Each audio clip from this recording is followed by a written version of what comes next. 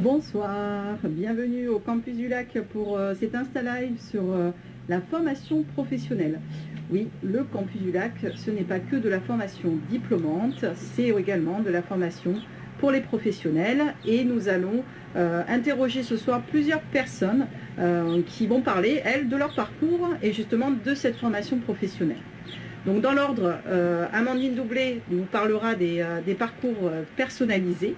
On verra en détail avec elle ce que c'est. Nous verrons ensuite avec Mylène Pacifico-Petersen, Pacifico, pardon, la VAE.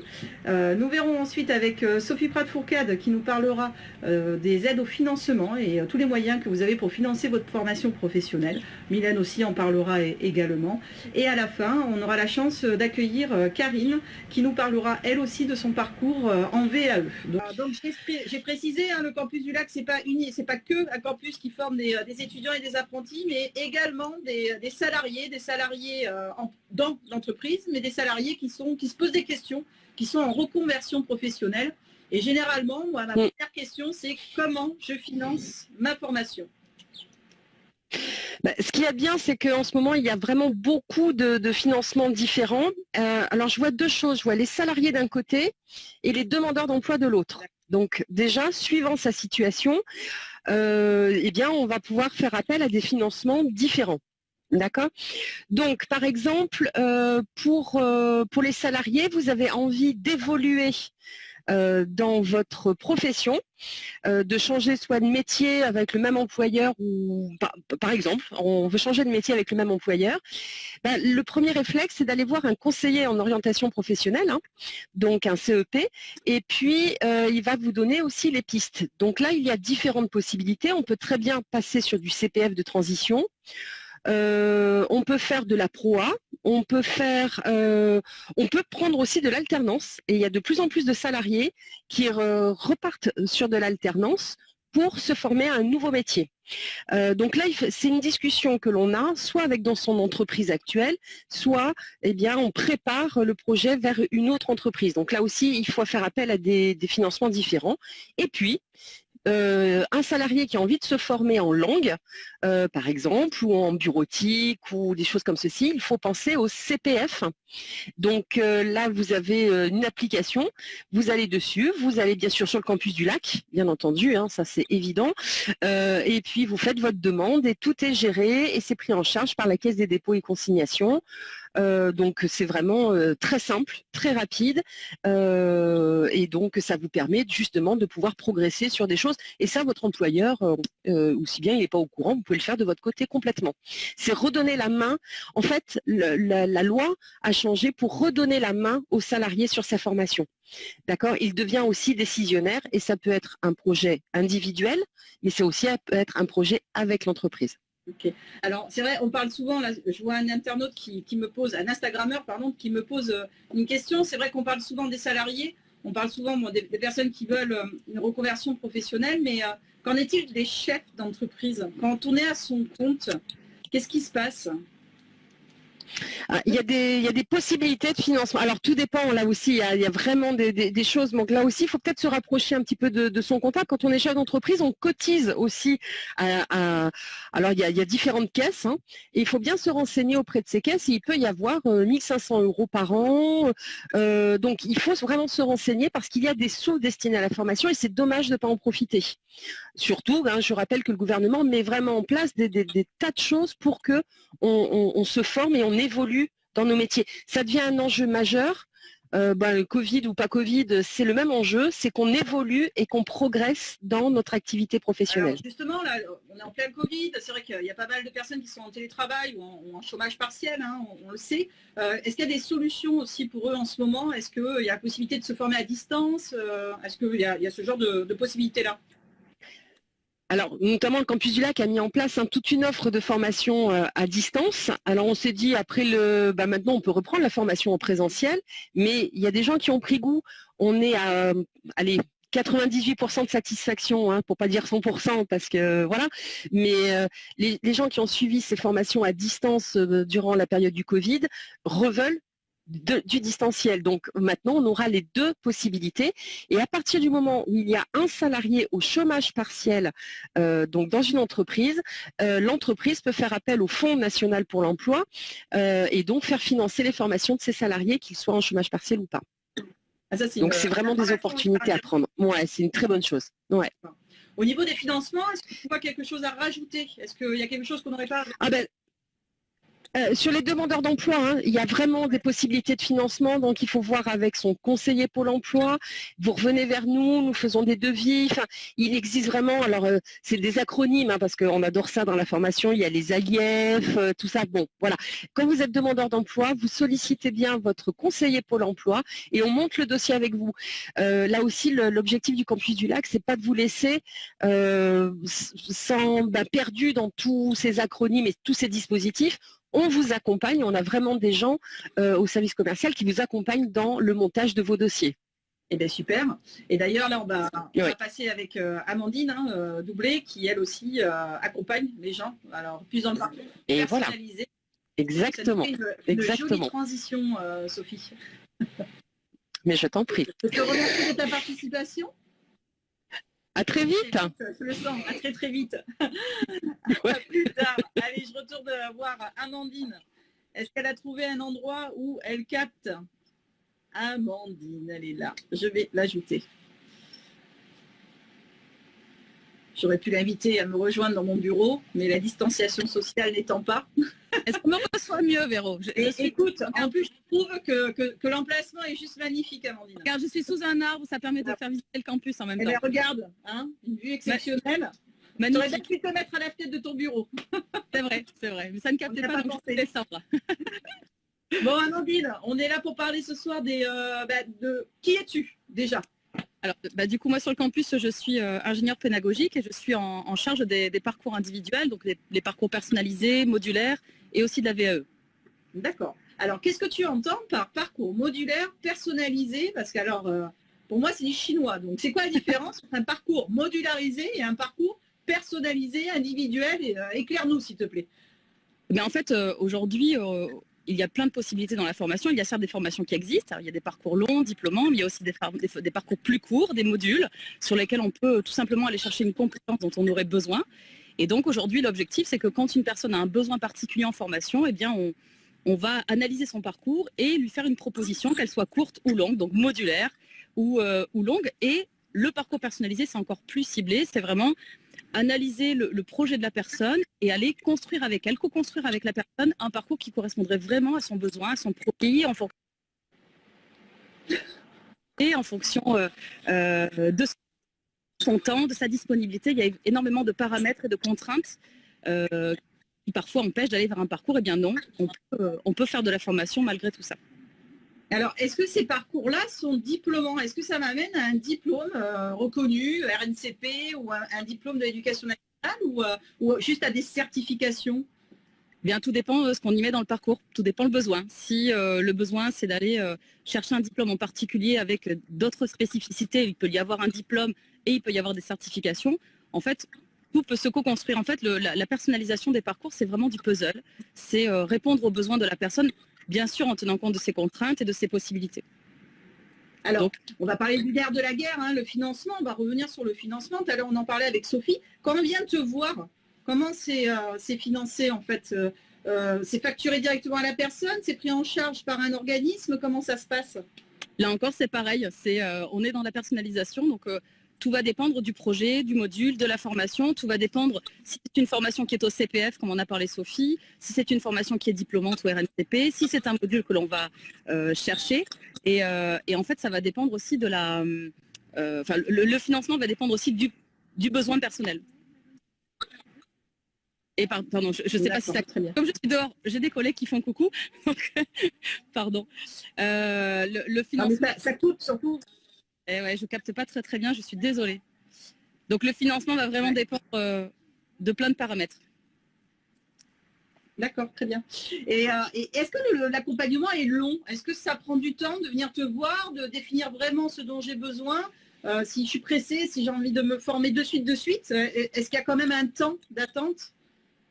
Alors en fait, il faut déjà passer par notre cellule commerciale. Il faut d'abord rencontrer les commerciaux de notre pôle commercial. Ils vont pouvoir déjà poser un premier diagnostic avec la personne et en fonction du besoin, à ce moment-là, on va se rencontrer et on va poser ensemble. Donc tout va dépendre aussi là du temps, dans ce que l'on peut faire. Après, on n'est pas des magiciens, on ne peut pas réinventer, mais en tout cas, on peut formaliser au mieux pour que ça réponde aux besoins dans le délai que l'on a.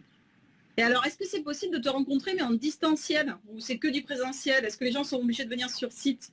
Ou est-ce qu'ils peuvent venir te rencontrer par l'intermédiaire d'une plateforme?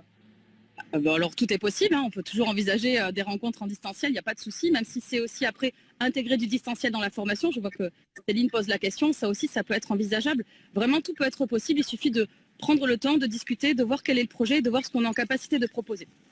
D'accord, très bien. Ok. Est-ce qu'il y a quelque chose qu'on n'avait pas abordé, Amandine? Non, mais se dire qu'en tout cas, chaque projet mérite attention et qu'on peut vraiment aller jusqu'au bout des choses et travailler tout ça ensemble. Eh bien, écoute, je pense que peut-être qu'on va susciter de l'intérêt ce soir. Avec grand plaisir. J'espère vous rencontrer prochainement et co-construire des parcours avec chacun d'entre vous. Écoute, en tout cas, je te remercie beaucoup, ça donne envie. Cool.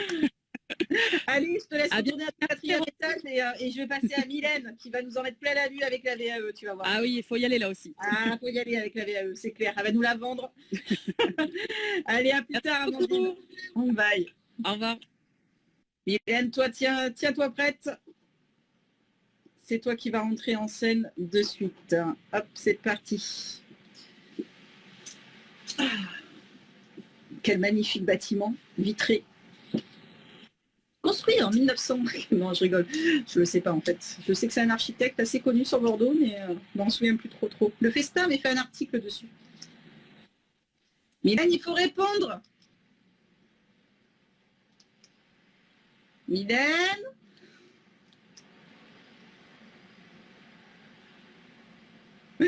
Mylène, elle ne veut pas répondre. Mylène, elle aime bien me laisser dans l'angoisse comme ça. Donc, je vais sourire. Mylène! Attendez, je vais taper au mur parce qu'elle est derrière.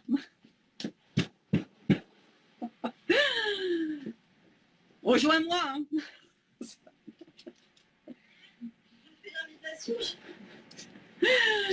Alors, elle va nous rejoindre, Mylène. Hein, ça sera plus sûr. Au moins, on est sûr d'avoir une bonne connexion. Donc, je vous présente Mylène. Bonjour. Mylène, qui es-tu? Alors, moi, je suis assistante commerciale sur le pôle PPC, donc pôle commercial du campus du Lac. Je suis en charge de la formation continue et notamment de la VAE. Voilà. Alors, la VAE, qu'est-ce que ça veut dire, la VAE? Alors, la VAE, c'est la validation des acquis par l'expérience, c'est-à-dire qu'on vous permet de valider par un diplôme votre expérience professionnelle. Voilà. Uniquement par un diplôme? Alors oui, uniquement par un diplôme, par un titre CCI, en tout cas chez nous. Voilà. Alors, combien de temps ça prend de faire une VAE? Alors, une VAE, en moyenne, ça prend 9 mois. Comme un bébé? Comme un bébé. C'est une véritable gestation, tout à fait. D'ailleurs, la présentation du dossier au jury final, ça s'appelle la délivrance. C'est fou, tout tourne autour de ça quand même. Alors, on parlait de financement tout à l'heure avec Sophie. Quel est le coût d'une VAE? Alors, ça dépend des organismes. Les coûts sont divers et variés en fonction des niveaux de diplôme, en fonction des organismes. Chez nous, nous avons plusieurs tarifs aussi sur certains diplômes. Voilà, mais en moyenne, on tourne aux alentours des 2 000 € pour une VAE avec accompagnement, tout compris. Alors, l'accompagnement, c'est quoi exactement? Alors, l'accompagnement, nous, la VAE, nous la faisons sur 18 heures. 18 heures d'accompagnement, donc on divise la VAE en deux.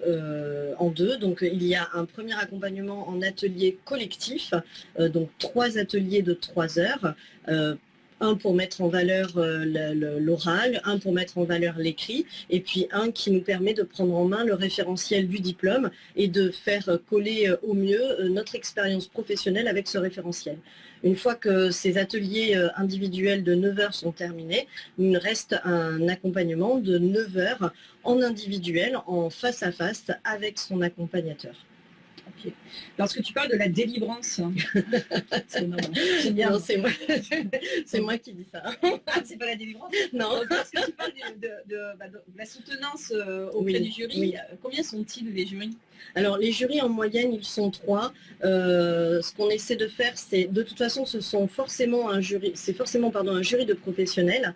Il y a généralement une personne qui a suivi en tout cas ce même parcours en VAE afin d'être capable quand même de jauger le parcours qu'a pu avoir la personne qui présente son dossier avec son accompagnement VAE, un responsable ou un chef d'entreprise qui est du domaine en fait dans lequel la personne présente sa VAE, et puis une personne qui occupe un poste similaire à la personne qui présente sa VAE, mais forcément des professionnels extérieurs. Alors ça se passe comment? J'ai une restitution et après il y a des questions? Alors en fait, la présentation se fait sous forme d'animation de réunion, donc c'est un échange de présentation de blocs de compétences et ensuite avec les questions posées par le jury. Il n'y a pas de piège, un jury VAE c'est toujours dans la bienveillance puisqu'on est en B2B, on est de professionnel à professionnel, c'est un jury de pairs. Quand on passe une VAE, il faut être conscient du fait que nous sommes déjà professionnels puisque ce sont des compétences qui sont déjà acquises sur le terrain. Donc vraiment, on ne fait que retracer son expérience, donc pas de piège. Et alors, est-ce que je suis obligée de valider cette VAE? Alors non, bien sûr, il est possible de ne valider qu'une partie de la VAE pour plusieurs raisons. Alors la première peut-être que tout simplement notre parcours professionnel ne nous a pas permis d'acquérir l'ensemble des compétences, des blocs de compétences. Donc du coup on peut prévoir un parcours personnalisé avec l'aide d'Amandine peut-être justement. C'est-à-dire que du coup on vous propose de valider les blocs de compétences acquis en VAE et ceux que vous n'avez pas acquis par votre expérience professionnelle, on peut vous proposer d'intégrer les cours, les formations que nous avons pour pouvoir valider une partie en diplômant en jury de diplômés d'étudiants et l'autre partie en jury VAE. Vous pouvez également faire une validation partielle parce que tout simplement vous n'avez pas rempli les conditions de compétences que le jury attendait et que le référentiel demandait. Donc la recevabilité peut être partielle ou après bien sûr vous pouvez ne pas avoir du tout de recevabilité à votre VAE, mais ça arrive que très très rarement puisque normalement votre expérience professionnelle est vraiment étudiée à la loupe avec le livret 1 qui est le livret de recevabilité et qui vous permettra d'accéder à votre VAE. Alors moi par exemple, j'ai 15 ans d'expérience professionnelle, peu plus, mais il ne faut pas lire, parce que je suis toute jeune. J'ai envie de faire une VAE, je ne sais pas, un master, en fonction de mon niveau diplôme. Qu'est-ce qui va déterminer si vous êtes obligé de dire oui ou est-ce que vous pouvez me dire non et pourquoi? Alors on peut dire non, bien sûr, on peut dire non à partir du moment où votre expérience ne rentre pas dans le référentiel du diplôme, à partir du moment où votre expérience ne correspond pas au niveau de diplôme que vous visez, bien sûr que l'on peut vous dire non, mais par contre on ne vous dira jamais non sans vous proposer peut-être une solution ou de vous rapprocher vers le prescripteur régional de la VAE qui, en tout cas sur Bordeaux, est le CIBC 33 avec qui nous travaillons sur ces projets VAE. Est-ce qu'on a une large offre de diplômes? Parce qu'on est bien d'accord que c'est un diplôme, la VAE. La VAE, c'est vraiment un diplôme. On valide un diplôme. Ce n'est pas un certificat de formation. C'est vraiment un diplôme que l'on valide au bout.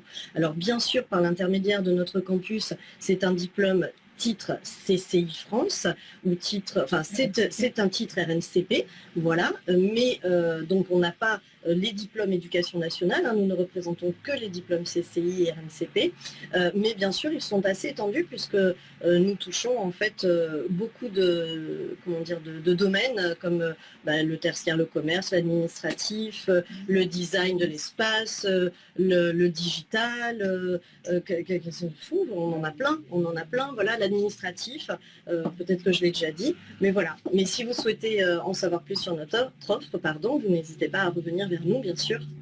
On se tiendra à votre disposition. Et d'ailleurs, Mylène, grâce à toi, est-ce qu'on a tout balayé, tu penses, au niveau des questions? Il y a des choses que... alors, moi, ce que je préconise vraiment à quelqu'un qui voudrait commencer un parcours VAE, c'est vraiment, premièrement, que vous soyez salarié, que vous soyez demandeur d'emploi ou que vous soyez indépendant, travailleur non salarié, vraiment de prendre rendez-vous avec le CIBC 33, puisqu'ils vont vous permettre d'étudier votre parcours et de vous proposer au mieux une offre de diplôme qui correspondra, enfin un éventail en tout cas de diplômes qui correspondra à votre expérience. Et ce sera bien sûr à vous de faire le choix du diplôme et du centre de formation qui vous semblera le plus judicieux pour vous accompagner dans votre parcours VAE.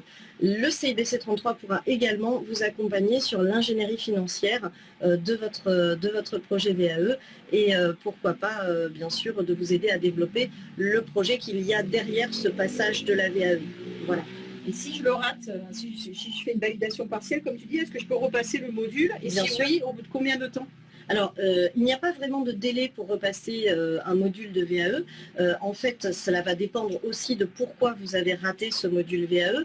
Admettons que c'est parce que nous estimons que, enfin, le jury estime qu'il n'y a pas l'expérience n'est pas suffisamment probante sur une thématique du diplôme. À ce moment-là, bien sûr, il faudra essayer de le mettre en application au quotidien dans votre poste pour pouvoir l'acquérir ou à ce moment-là, intégrer une formation, en tout cas le bloc de compétences en formation qu'il vous manque. Et là, il n'y a pas vraiment de délai. Si c'est vraiment juste parce qu'il manquait peut-être des éléments de preuve, s'il vous suffit juste de reprendre des éléments de preuve, on peut vous préparer sur le jury suivant. Il faut savoir que dans notre centre de formation, nous avons 3 à 4 jurys par an. Donc, c'est largement suffisant pour pouvoir valider votre diplôme assez rapidement si vous avez raté un module à un moment donné. Est-ce que tu as d'autres choses à rajouter? Nos diplômes vont, merci Amandine, je vois que nos diplômes donc, vont du niveau bac jusqu'au bac plus 3 en VAE, tout à fait. Et puis je pense qu'on a à peu près fait le tour. Voilà. On va faire venir Karine, bien sûr. Allez, tu peux rester avec nous, hein, ça va te faire plaisir de la voir, Karine. Ah oui, ça me fera très plaisir. Alors, Karine, elle est où? Karine, elle est là. Ouais, elle est là, Karine. Allez, c'est parti. J'espère qu'elle va appuyer sur le bouton ajouter. Mais j'ai essayé, Regarde, on va sur un petit duo. On se fait un duo? On va chanter. Non. T'inquiète pas, on va pas chanter. Bonjour Karine. Bonjour Karine.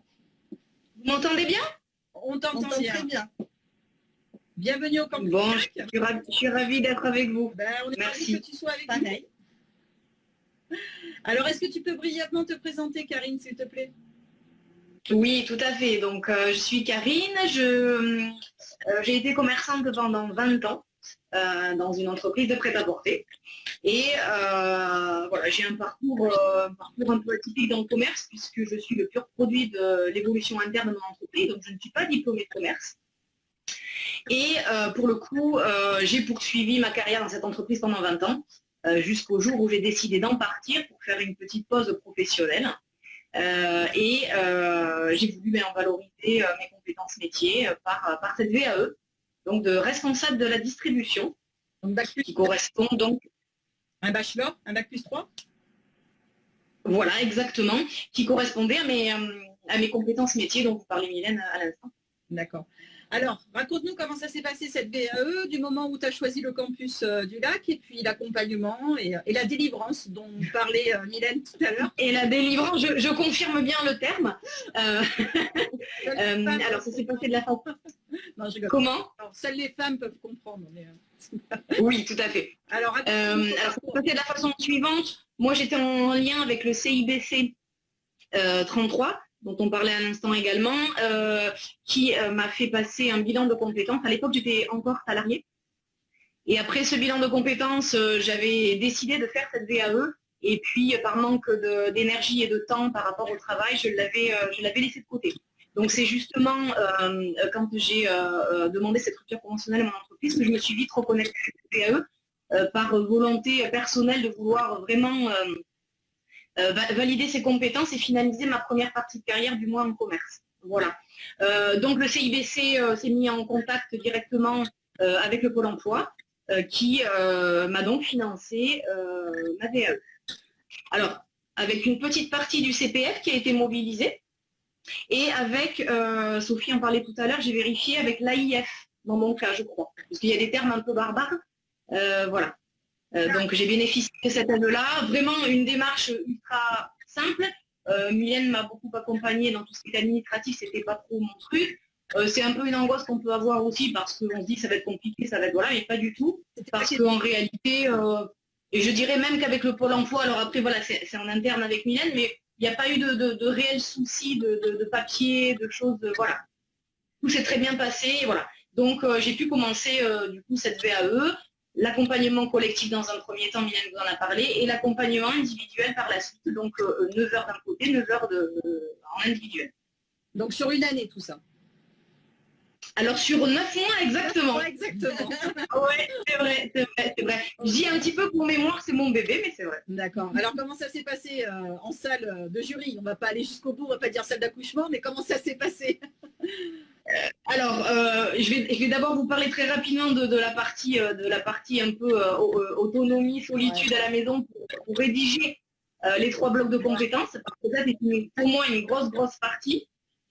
Parce que ça demande, voilà, si les personnes sont motivées pour le faire, je les encourage bien sûr, mais ça demande beaucoup d'autonomie dans son travail. C'est important de le savoir. Voilà, il faut savoir travailler seul, même si le formateur est toujours à l'écoute, parce qu'on l'appelle quand on veut et il est toujours là pour répondre à nos questions, nos inquiétudes. Mylène aussi d'ailleurs. Donc pour le coup, franchement, j'ai vraiment pas, mis à part le fait de voilà, d'être vraiment autonome dans son travail parce que franchement, c'est pas une partie de plaisir, on est tout seul à la maison. Il faut savoir travailler seul, se motiver, se mettre des petits objectifs quotidiens. Ouais, il faut jalonner son parcours. Est-ce que tu as eu un moment où tu as eu envie d'arrêter? Non. Non. Une fois que j'ai pris la décision, les 9 heures d'accompagnement collectif se sont très bien passées, on avait la méthode. Ça, c'est très important parce que, bon, il y a quand même une grosse méthode, il y a des process à suivre, etc. Donc non, après, j'ai eu un formateur qui était à mon écoute, que j'ai pu appeler quand j'avais des soucis, que j'ai rencontré au campus du Lac avec des rendez-vous ponctuels pour se fixer à ma convenance. Bon, moi, je n'étais plus active, donc pour le coup, c'était plus simple pour moi. Voilà. Après, pour ceux qui sont encore en activité, à voir selon l'organisation personnelle, familiale. D'accord. Donc là, on peut parler maintenant du moment où tu rentres dans la salle. Oui. Alors, beaucoup de stress, Mylène le sait, parce qu'elle avait essayé de beaucoup me rassurer. Et pour le coup, voilà, c'est pas le moment, c'est pas le moment que j'ai préféré, parce que pour le coup, j'avais un petit mémoire assez conséquent. J'avais beaucoup de rédaction. Il fallait que je délivre pour réutiliser le terme d'une façon timée. Voilà, j'ai dépassé un petit peu le timing, donc pour le coup j'ai eu moins d'échanges que je l'aurais souhaité avec les professionnels. Voilà, c'est un petit peu ma déception à moi, mais bon. Mais il faut passer au... Exactement, ouais. Exactement. Alors, du coup, on a, mis à part ce mémoire écrit et effectivement la réponse à ces compétences métiers, vous avez une partie effectivement PowerPoint à présenter, donc voilà, durant cette orale. Bon, voilà, ça reste quelque chose de tout à fait accessible. Et voilà, il faut être un petit peu à l'aise à l'oral pour le présenter. Et puis après, on échange avec les professionnels. Voilà. Alors maintenant que tu as ton bac plus 3 en poche, qu'est-ce que tu fais? Qu'est-ce que tu deviens? En quoi t'a servi ta VAE? Alors, moi, ma VAE, vraiment, c'était une démarche personnelle, une introspection sur ma première partie de carrière. Donc, moi, elle m'a permis vraiment de mettre un diplôme sur mes compétences métiers. Et puis, là, je suis toujours... alors malheureusement, voilà, dans la réflexion sur mon projet, parce que je continue à réfléchir sur mes compétences. Pourtant, Dieu sait que j'y ai déjà réfléchi pendant 9 mois, je m'y suis posée dessus, et j'ai encore besoin d'un petit peu de temps pour savoir quelles compétences métiers je vais utiliser dans ma seconde partie de carrière et lesquelles je vais vraiment laisser de côté, parce que savoir ce qu'on ne veut plus, c'est bien, mais savoir ce qu'on veut, c'est un peu plus compliqué. Ouais, très bien. Bon, voilà. Est-ce que tu as présenté tout ce que tu voulais présenter ce soir? Oh oui, après mon but était d'être le plus clair pour donner envie à ceux qui sont peut-être hésitants. Oui. C'est vraiment une démarche personnelle, donc qu'elle soit pour envisager une évolution professionnelle, pour finaliser une première partie de carrière comme dans mon cas à moi, je pense que c'est personnel, il faut aller au bout des choses, être assez volontaire aussi. Je ne m'envoie pas des fleurs, mais c'est vrai que en général, quand je dis que j'ai fait une VAE et que j'en parle, parce que j'en parle autour de moi, les gens sont assez, ah oui quand même, Voilà, donc c'est beaucoup de travail, mais c'est très très intéressant parce que on se connaît vraiment mieux après et surtout on réfléchit, on se pose sur ses compétences métiers. Et pour envisager une seconde partie de projet de carrière, franchement c'est super. Ce qui est important aussi, je trouve, c'est que quand on parle de valorisation des acquis, c'est vraiment ça, en fait, ça valorise et on se rend compte à la rédaction du livret de tout ce que l'on a pu mettre en place et de tout ce que l'on a réalisé, parce que ça, on ne s'en rend jamais compte. Et du coup, c'est vrai que c'est très valorisant personnellement et professionnellement. Voilà, donc ça, je trouve que c'est important de le dire. Très bien. Tout à fait, Mylène, et d'autant plus. Ah. Et ben on le saura pas. Bon, en attendant que Karine se reconnecte, déjà on la remercie parce que c'est vrai que ça donne. Ah, désolée, je viens d'avoir un appel. C'est très valorisant pour soi-même et de toute façon, Valent est valorisé par les futurs recruteurs, je pense. Ouais, tout à fait. Bon, Karine, je te remercie beaucoup pour ton témoignage qui est très motivant. Donc, ça donne envie de faire à eux. Moi, demain, je vais m'enseigner, je pense. Et surtout, voilà, surtout avec les équipes formidables qui accompagnent et qui sont franchement, ils sont à l'écoute, ils le savent, je les ai déjà beaucoup remerciés, mais j'en profite pour les remercier encore une fois. Ouais, merci beaucoup. Moi aussi, elle m'accompagne plus. Alors, merci beaucoup tous les deux. Donc, Karine, on te dit au revoir et on te remercie pour ton témoignage. C'est pas une chose facile. Mais avec grand plaisir. Oui, à bientôt. Bon courage. Bonne soirée. Merci. Au revoir. Alors, cet Insta Live est terminé. Donc, vous avez vu le campus du Lac. Ce n'est pas que de la formation diplômante, mais de la formation professionnelle. De la formation professionnelle où on vous accompagne dans toutes vos démarches de financement, mais également sur vos parcours personnalisés, comme vous avez vu, Mylène, sur la partie VAE. Je vous mettrai tous les contacts sur le lien de cette vidéo, puisque je vais en faire une vidéo.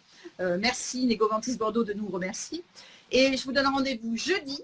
Jeudi, c'est un Insta Live spécial campus de Libourne, où l'équipe de Libourne viendront parler de leur campus, mais également des offres à pourvoir en alternance sur le secteur de la rive droite.